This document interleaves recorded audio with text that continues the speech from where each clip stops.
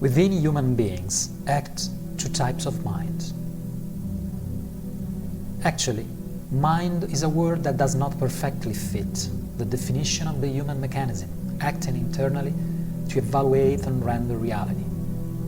However, in this context, we will use it for convenience.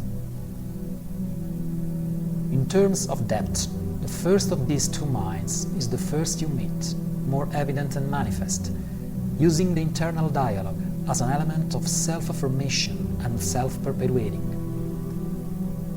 From now on, we will call this mind the surface mind.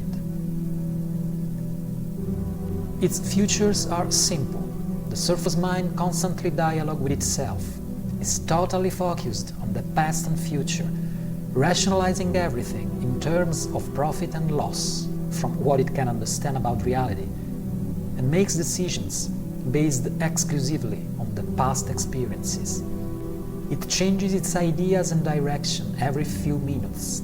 It projects anything that can be projected and computes anything that can be computed. It is unable to concentrate, and its natural state is this.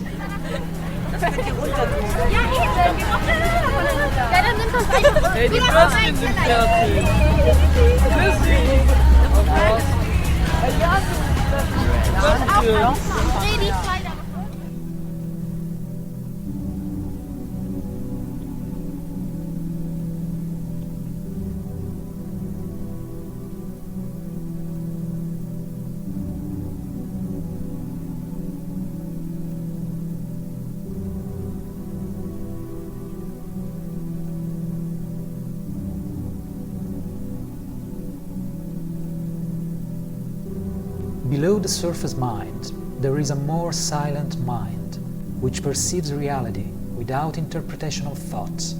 It knows what is the best way for us and lets us know through sensations and feelings.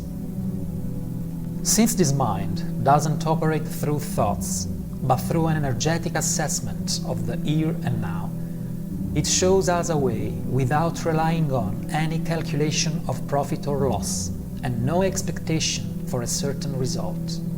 This mind has no need to make plans or projects to set future deadlines, because it doesn't use the future as an escape way, and doesn't take decisions based solely on data from the past, because it doesn't use the past as an immutable model for the present. From now on, we will call this mind the deep mind.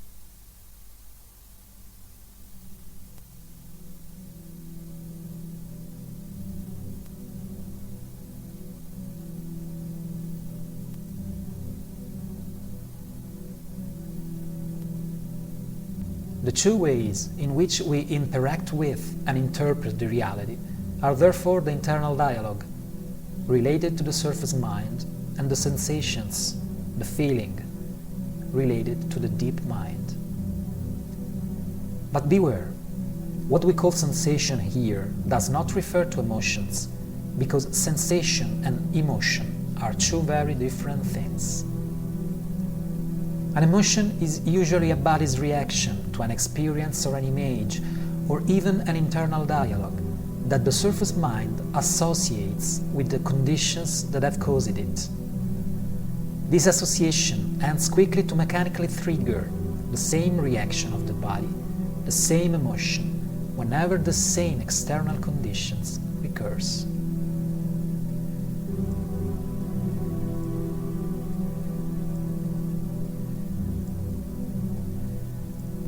An imaginary example.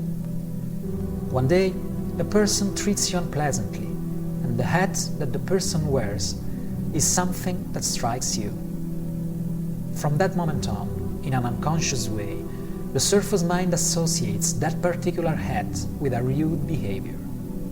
So, every time you will meet someone with a similar head, you will perceive an internal discomfort, an unpleasant emotion that will take you to step back or to be rude for no reason, even if the person wearing it is the most educated one you've ever met.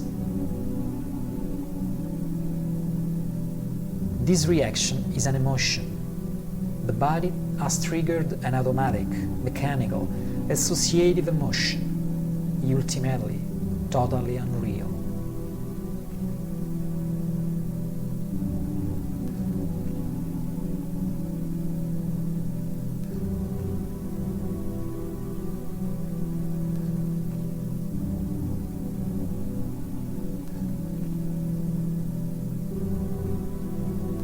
The surface mind and emotions are strictly related. We will see later in detail what this means, because the mechanism inner dialogue emotion is a key element that must be understood as best as possible. A feeling is something rather vague, like a delicate and subtle interior background that constantly communicates information about how to better interact with the energy, and therefore the reality, which surrounds us. This undefinable background is almost suffocated by the surface mind, but in the course of time it can become powerful and clear if we allow it to act without resistance, and if we recognize in it our true inner voice that knows what is best for us and knows how to communicate it to us. It happened to every one of us to feel somehow divided between an interior impulse fed by a feeling or a sensation and directed to an experience and a series of rational thoughts that somehow attempts to dissuade us and inoculates in us doubts that takes away the enthusiasm. In almost all cases, even always, if we are unfamiliar with the expansion of the consciousness, the rational thought prevails on feeling, and the feeling or sentiment are rejected until they are completely off. Do we perceive an inner impulse to a new experience? Here it comes an inner dialogue of doubt, worry, fear. Here it comes emotions of fear and confusion caused by the same associative inner dialogue. Here it comes that the new experience is postponed or removed from the possibility of its manifestation, because no one likes to feel unpleasant emotions, and the fear, the worry, can be very unpleasant if we become these emotions. So, in general, we step back to make them disappear.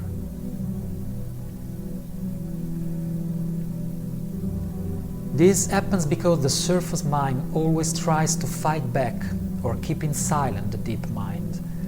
And generally it succeeds in this intent because we give it our agreement as a field of consciousness, and because we do not know that we can observe emotions without becoming them.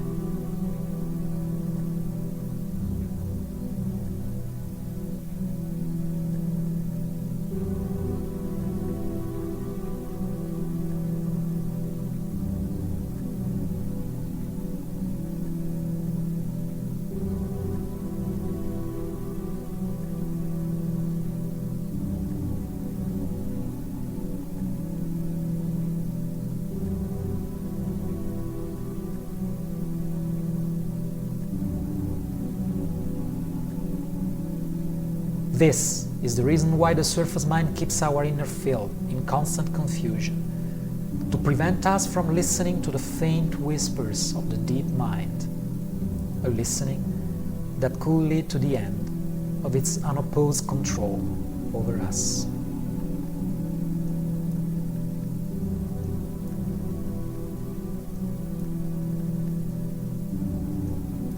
And this is the reason why the behavior of the surface mind is another elusive footprint on the shores of the consciousness, a behavior that is actually one of the most powerful weapons in the arsenal that keeps us in a silent defeat, something that keeps us trapped in a cage that has no physical bars with invisible chains, something that looks normal only because billions of people are under its control, something that works in the shadows because the light of consciousness will reveal it, thus make it ineffective.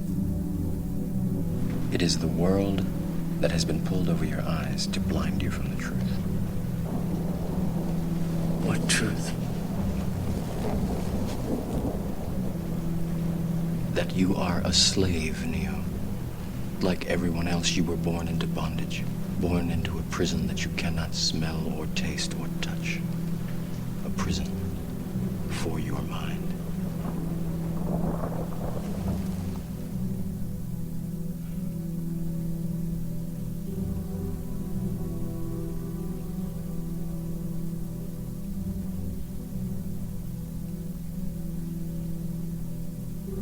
Something that from now on we will call lo Sfidante, the opponent